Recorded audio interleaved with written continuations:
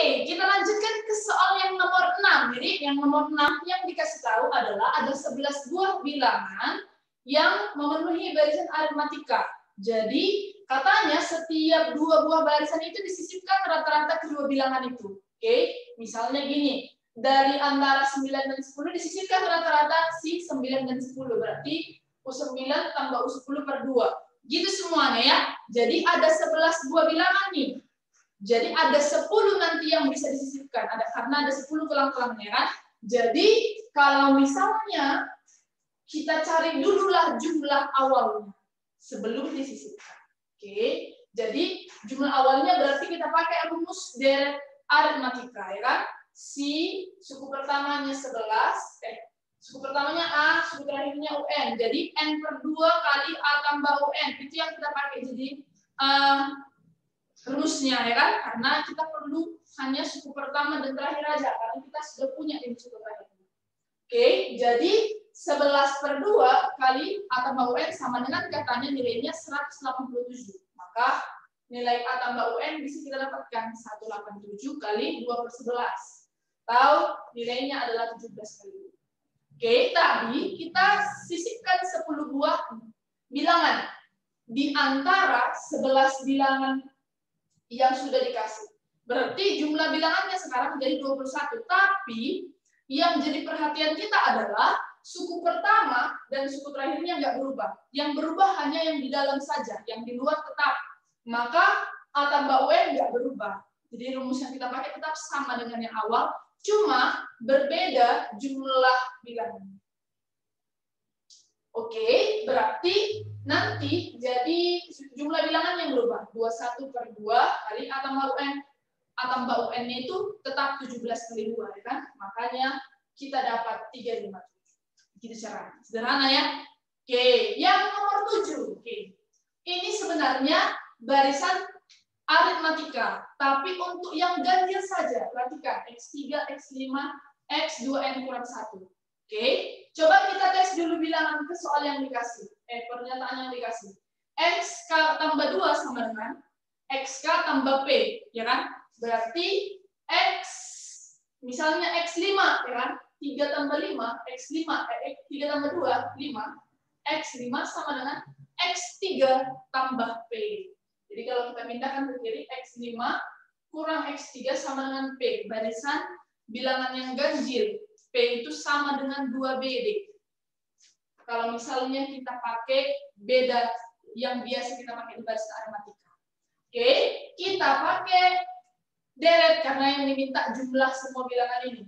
Karena nggak ada di sini dikasih tahu suku terakhirnya, maka rumus yang kita pakai adalah ini. Ini 2A. Ya kan? 2A tambah N kurang 1 kali B. Oke? Jadi A-nya X3 tambah N kurang 1 kali bedanya tadi P. Sudah. Terus, habis ini kita operlah X3. Karena di opsi nggak ada X3D, yang ada X2 semuanya. Berarti X3 ini harus kita oper jadi X2. Maka X2 itu sama X2 itu adalah X3 itu adalah X2 tambah P, ya kan? Ini dia. Makanya bisa langsung dapat 2N X2 tambah PN kuadrat. Karena di opsi adanya X2, jadi X3-nya kita oper X2. Oke, kita lanjut ke nomor 8. Jadi yang nomor 8 ada 3 buah bilangan yang memenuhi barisan aritmatika. Kalau sudah ada kata-kata begitu, atau ada kata-kata 3 buah bilangan, kita pakai aja rumusnya. 2U2 sama dengan U1 tambah U3, ya kan? Jadi 2Q sama dengan P tambah F. Itu dulu yang kita punya. Yang ditanya di soal adalah P kuadrat tambah Q kuadrat tambah R kuadrat. Tapi perhatikan di opsi, nggak ada di situ Q, ya. Yang ada cuma PR aja semuanya. Semua opsi dari A sampai E. Artinya, si Q di sini kita pecah deh. P tambah R per 2. Jadi si Q-nya kita ganti. Jadi P tambah R. Terakhirnya, di semua barisannya tidak ada lagi Q. Hanya ada P dan R. Jadi itu aja triknya. Perhatikan opsinya. Gitu ya, nomor 8. Oke, kita lanjut ke yang nomor 9. Katanya rasionya adalah 1/3 tambah R. Ya, 1/3 tambah R. Yang ditanya, rentang untuk S tangganya atau deret geometri tangganya. Oke, jadi rumus untuk deret geometri tangga A per 1 kurang R. A-nya di situ udah jelas 1 per 3 tambah R. R-nya juga 1 per 3 tambah R. Kalau kita selesaikan ini, hasilnya 1 per 2 tambah R. Ingat, rasio untuk deret geometri tangga syaratnya adalah R-nya itu harus di antara min 1 sampai 1. Jadi, supaya langsung dapat S tangganya, langsung aja ambil R-nya min 1. R-nya 1, ya kan? Kalau R-nya 1 berarti 1 per 2 tambah 1, 3. 1 per 3. Kalau R-nya min 1 berarti 1 per 2 kurang 1. 1 per 1, 1. Makanya rentangnya antara min 1 sampai antara 1/3 sampai 1. Gitu caranya. Oke. Lanjut ke nomor 10. Diberitahu persamaan kuadrat di sini. X kuadrat tambah 5X tambah A. Dari situ aja dulu kita bisa dapat X1, X2 atau jumlah akar-akar X1 tambah X2 ya. Berarti min B per A rumusnya. Nanti sama dengan min 5 lah berarti. Min 5 per 1. Min 5.